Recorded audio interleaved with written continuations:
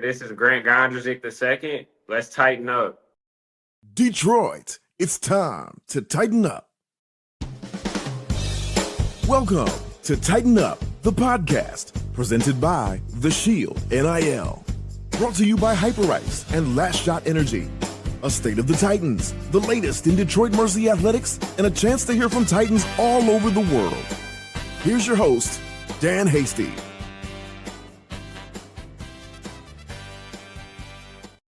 Never gets old talking Titan basketball, especially when they put some momentum together. A couple of wins at Callahan Hall as of late. So the Titans have Uncle Mo on their side. Welcome in another edition of Tighten Up. And a big reason why they were able to do that, they ended up getting wins over Northern Kentucky. And by the way, that is just never something that has been easy for Detroit Mercy. If there has been one thorn in the side of Detroit Mercy basketball for the last handful of years, it's probably been the Northern Kentucky Norse. It feels so good to get wins over NKU. 68-57 at Callahan Hall. Then they ended up following that up with a weekend sweep as they were able to take down Green Bay 67-57 as they dealt Green Bay its 19th straight loss.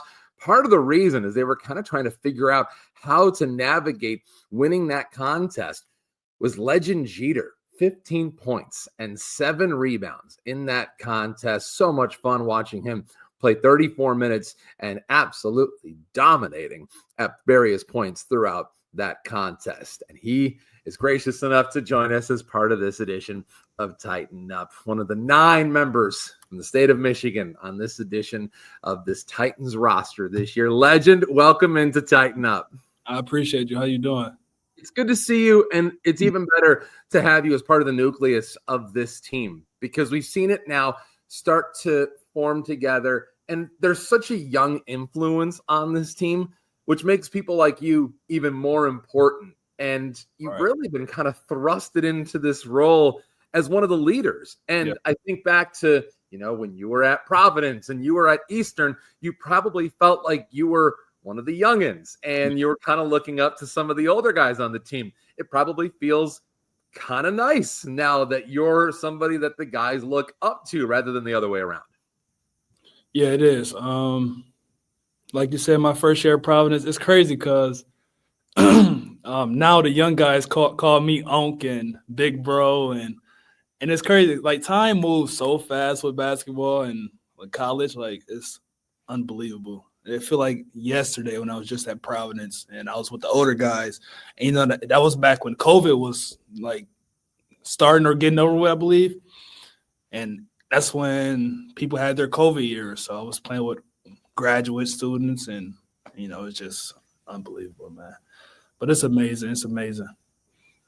And now look at you. Now you play a featured role for this Detroit Mercy team. We have a lot of ground to cover. So before we get into kind of the story of legend, let's just take you for where you are right here and right now. How are you enjoying this experience as a Titan? Oh, it's great. It's great. Great to be back home in my city. I'm here to show out. Let everybody know that, Titan is going to be a big change. It's going to be a big change in the program of the Titans. So, we do everything we can to continue on the wins. As you guys know, we just got 2 wins back-to-back versus Northern Kentucky and Green Bay. Our biggest thing is winning the weekend. We won that weekend, and then we got 2 more games coming up. Let's win this weekend. It's got to be better than getting a weekend sweep and to be a part of it, to be a big reason why you got it. That's got to make it even sweeter. So tell me about what this experience has been like, because, this is the 3rd different experience, the 3rd different team experience for you. I mean, Providence was your first team experience. I know you didn't get a chance to play, but that was one experience, that was one environment. But then you did get a chance to really contribute at your next school, Eastern Michigan, and now here with Detroit Mercy. So how do you compare? Like, what are the differences between some of these different experiences? The biggest thing this year I would say is just all the freshmen we have. So it's a lot of teaching that that has to be done. What I was done at the beginning of the season, the guys are picking up very well on all the little things and all the details. Coaches are putting in our ears, and I'm glad to have that type of team, and I'm glad to be like a leader and be able to help them grow as a team because they don't have no experience at all. So it's like it was kind of rough. I thought our season was gonna be worse than what it is now. I'm just being honest. Because who would have thought having basically almost all freshmen and three upperclassmen? Who would have thought that we can come out and win? How many games we won? 6 games? You've won 8. 8. Like, who would have thought Detroit Mercy would have came out and won 8 games with all these freshmen? And they play hard. And I say that's the biggest impact that we have right there. It's like they play hard. They listen. They don't give up no matter what. They're young and they're still growing. And Coach Monty, he's putting a lot of teaching inside these guys, and it's showing up on the court. Everybody is playing good. We got a couple of guys that went down. Mac went down. Jarrett went down. Steve-O went down for a couple of games. E-Man went down. So when that happened, it's just time for the younger guys to pick up where they left off and fill the role. And I feel like just with that, all that right there, that it's a big difference from Eastern and Providence. Providence, it was all older guys. I was the youngest. We had all graduate students due to COVID. So that's how that year went. And then my 2 years at Eastern, I had experienced guys, guys kind of my age, but in a mix of younger and older than me, but they're also experienced. Just things didn't work out with the season. Wasn't that great. So just happy to be here at Detroit Mercy. Great to be a Titan. One of your teammates, somebody that extremely well, talking about Eastern Michigan, Orlando Lovejoy. We had him on earlier this season. It's about 2 months ago now. And he made the comment, we said, some of these freshmen, they don't exactly play like freshmen. And he immediately said, oh, no, they play like freshmen. So I'll pose it to you because now they've had some time to play. They've had some time to mature, to grow. Yeah. What have you noticed about their progressions this season? I can agree to what both you guys said. They don't play like freshmen, but they do. It kind of shows because, like I said, it's a lot of details that's done with the game of basketball, like on the court, like jumping to the gaps, being a help. It's times where they don't do it. It's times where I don't do it. I'm not perfect at all. Right. It's times where Orlando, E-Man, Mac don't do it. So it's one of them things where you can't fully blame them because everyone is not perfect. But from the beginning, from summer to fall to now, it's a big difference from where they were because they came into college not knowing these things, but now they're doing it. So it's just a thing where I try to stay positive with them because young guys can kind of lose it. Coach yelling every day. It's just a thing where you got to stay positive, encourage them every day, and let them know that, okay, coach is going to get on you, but you got to be strong enough mentally and physically to know that he wants the best for you. And I feel like they're taking it in tough, and I'm glad they're doing it, and they just showing it all on the court. They letting it all go on the court. I feel like they playing a big role because, like I said, we don't have that many guys. It's all freshmen. It's just me, E-Man, and Orlando right now, the upperclassmen. Just 3 of us. Mm-hmm. Somebody got to fill the other gaps. We can't do it all by ourselves. It's just facts. You feel me? Like, us 3 can't do it all by ourselves. So somebody got to pick it up and fill the gaps. And they play a big role doing their parts. I look at the games at home, the Northern Kentucky, the Green Bay game, and you were the Titans' leading rebounder in both of those games. And then you look at, I think it's the 3 or 4 games before, and it's freshmen. It's Nadeau, it's Callum-Bay, it's Mitchell. I mean, they're really contributing. And that's the biggest reason that you guys have been able to be competitive. And you said it yourself. I mean, it's really easy to forget that this is a team that won all of one more basketball game than, than most of us did watching this team last year. I would say you and I, but you won a few more games last year where you were. But I mean, this is a team that was totally ripped down to the studs after last season. So, I mean, to have any kind of success, you have to get some help from some unlikely sources. And they've found it. They've certainly got it. And so whether it's Nadu or Callum, that's been kind of fun to watch too, especially with some of the young bigs you had. Nathan too. Can't forget Nathan. Oh my gosh, you're kidding. I mean, Nate Johnson's been one of probably the most significant minutes guys because he was the one getting the chances earliest in the season. You know who also playing a big role right now? Chase. Yes. He's got a little junkyard dog mentality, doesn't he? Yes. Chase has been playing so well, and it's been helping us big time, offense and defense. He ripped down a rebound during the Green Bay game that led to a Nate 3 that just felt like it was because and I think he had a bucket like the possession before, and it felt like everything about the play, even though it was Nate who hit the 3, was all started by Chase getting that board. And for having gotten a whole lot of playing time early in the season, you're starting to see why he's getting more. Yeah. And it's great. Like I said, it's great to see young guys come and play against older guys and playing the way they're playing. Like, who would have thought?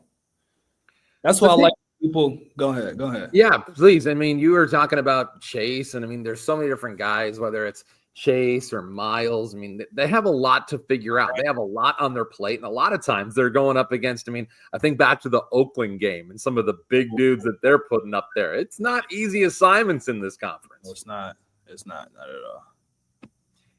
And like taking back to Providence, because your very beginning of your journey, I mean, we were talking before we went live, and that was a team that you got a chance to be exposed to the NCAA tournament, to Sweet 16. You come from this big basketball family. So take me through your story as you tell it.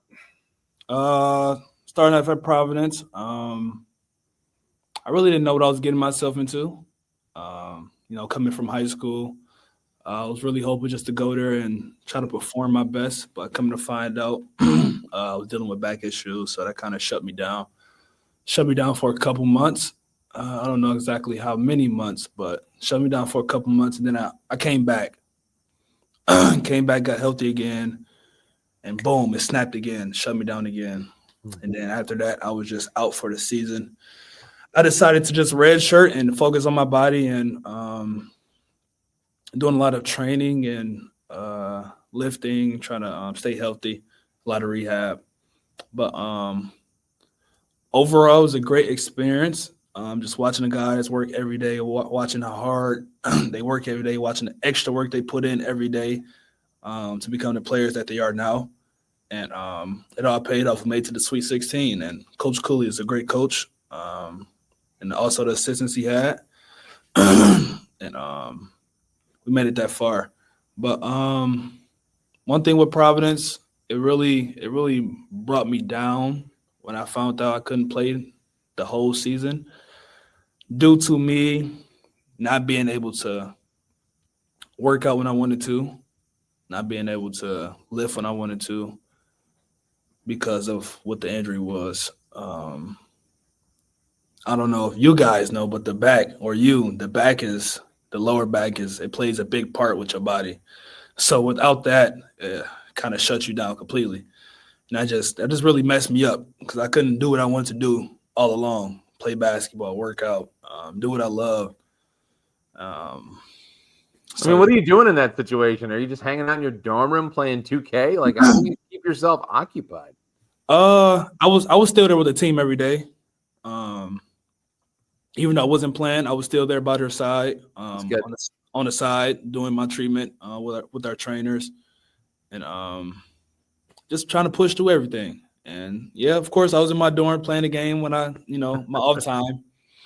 But besides that, most of my hours was spent in the training room, just doing treatment every day, nonstop, everyday treatment, not being able to touch a ball for real.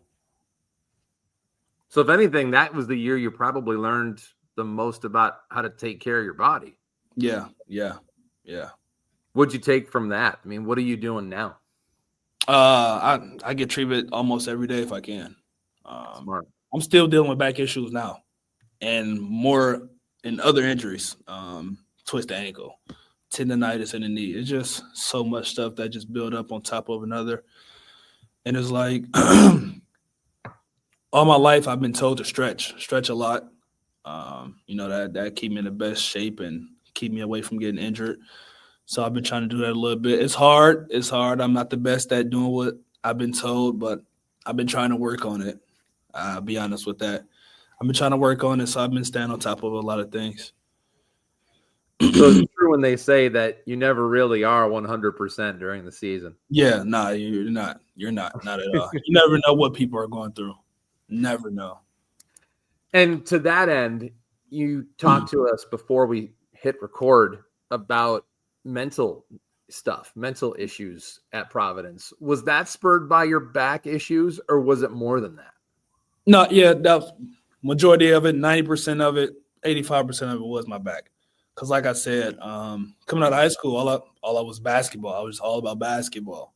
And that's what I wanted my future to be about. And coming to find out I couldn't do what I wanted for a full year. So that's just me. Okay, I'm here at school. I'm not the biggest school person when it comes to the classroom. So that plays a part of it as well. I'm here at school, 12 hours away from home, no family here.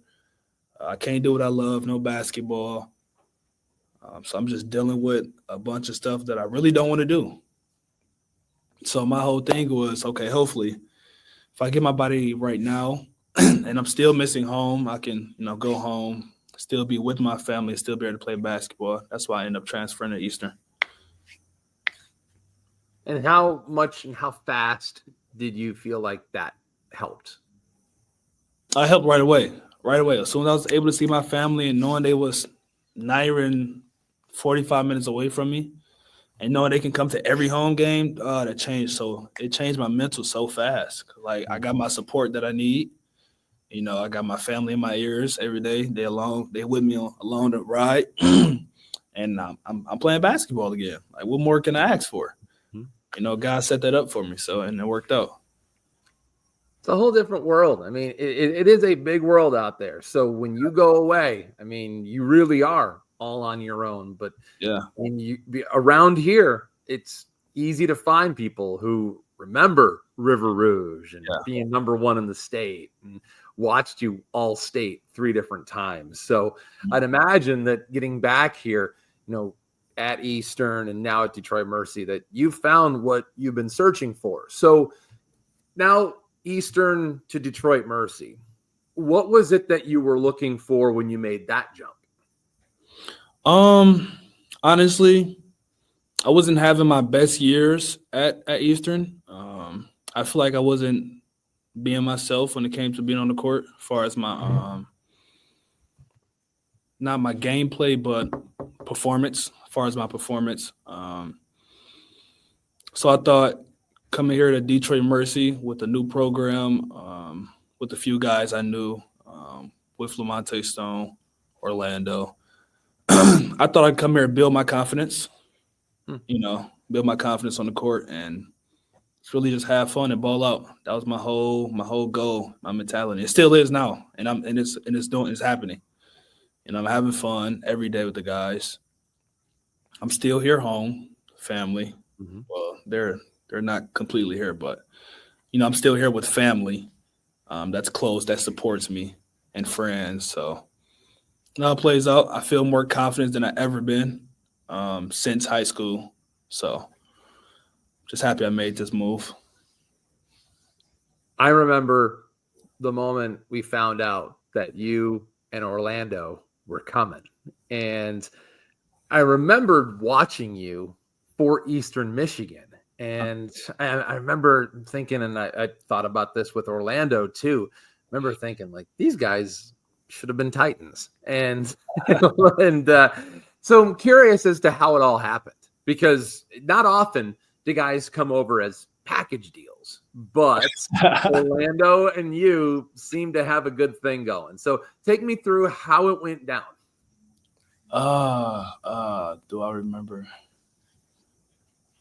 I don't think I remember the full story of how it happened. All I know is my excuse me, my mindset was already to transfer to a different program. Not here exactly, but to a different program. So as I entered the portal, I found out Lamonte Stone moved over here as an assistant coach. So I'm like, okay, I'm looking into it. I'm like, okay, I see that happening. And then Orlando entered the portal. So my mindset was already to leave Eastern. I was in the portal. I saw the staff over here was removed and new staff was coming in. I heard about Coach Mark. Stone reached out to me, or I don't know if he reached out to me, I reached out to him, one or another. But when I saw all that happening going on, I'm like, okay, this might be a good move for me. I still got a coach that I know. They got a great head coach coming in, great staff coming in. Like I was saying, there's still guys here that I knew from last year, Mac and Ryan. I'm like, it'd be great to play with them. So I'm like, okay, yeah, maybe this would be the move. So I ended up making the move. I said, yeah, I'm going to go to Detroit Mercy. And then come and found out Orlando Lovejoy. Boom. I'm like, wow, it just happened coincidentally out of nowhere. It's just crazy. So what was the sales pitch like? I know Monty's quite the salesman. You said what was the sales pitch like?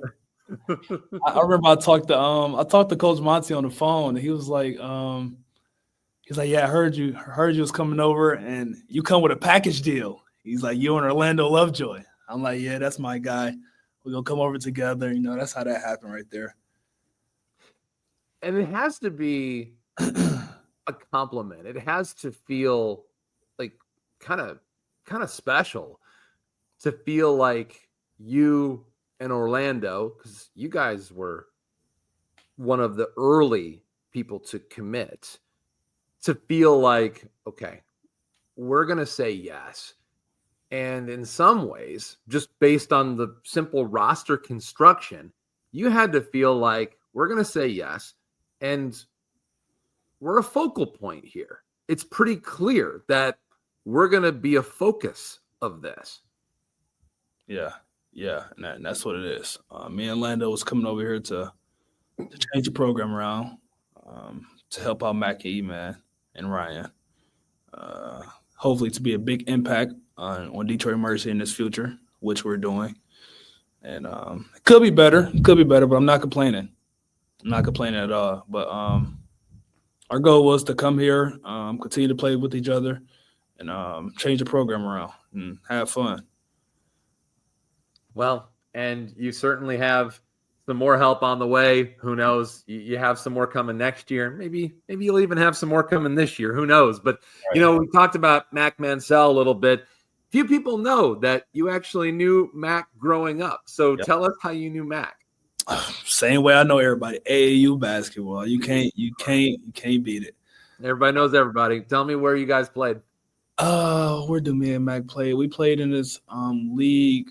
I don't remember what center it was in, but it was the Center League when we was younger. I forgot what the AAU program it was. But we played with the AAU program and this Center League, and just from there, we just locked in. And that's just really how it works. Once you meet somebody with basketball, you forever will know that person, you know.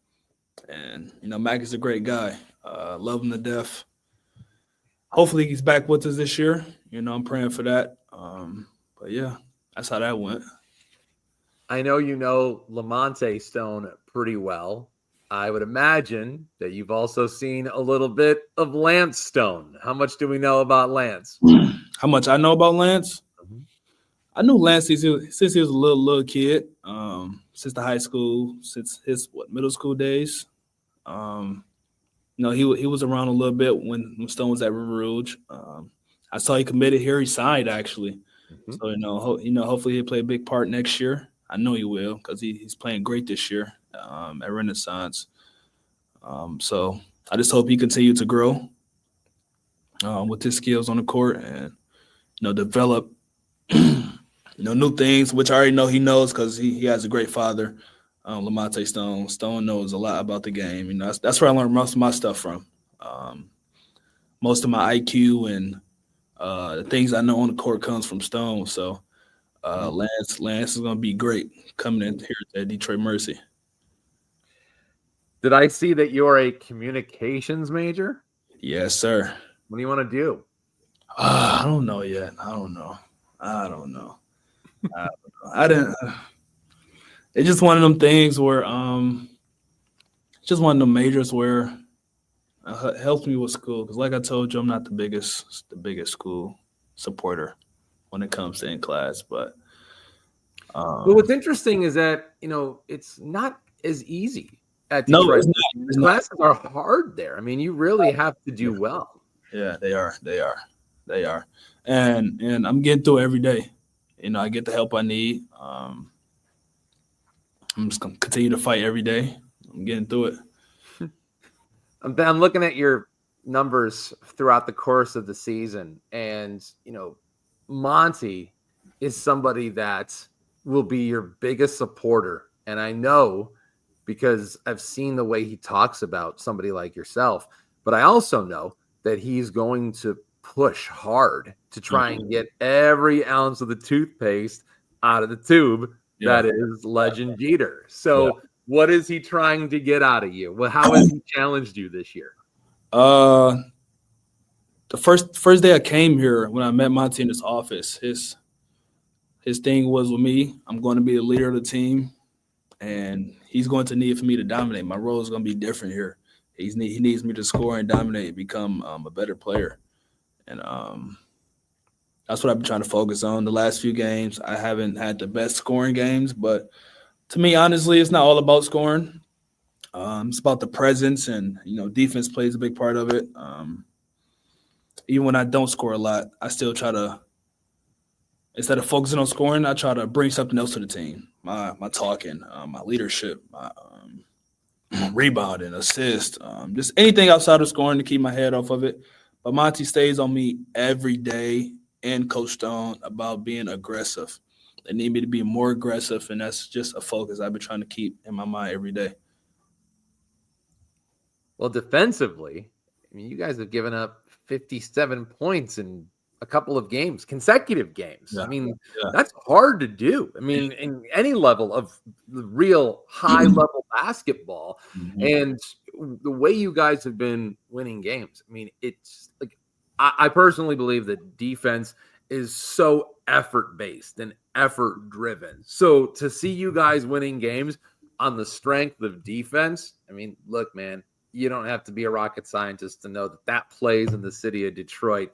That's a really fun way to win basketball games. How much pride do you take in the fact that that's the way you guys are getting by right now?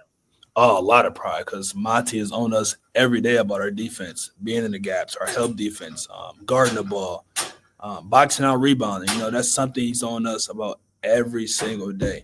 And even the games we lost, although we played great defense, it's still parts where our offense had to come and play. You know, we can play great defense, but our offense not there. That's how we end up coming short with some games. So I don't know how we've been doing it. Like, we put in the work every day. I'm not going to discredit nothing we've been doing, but we put in the work every day.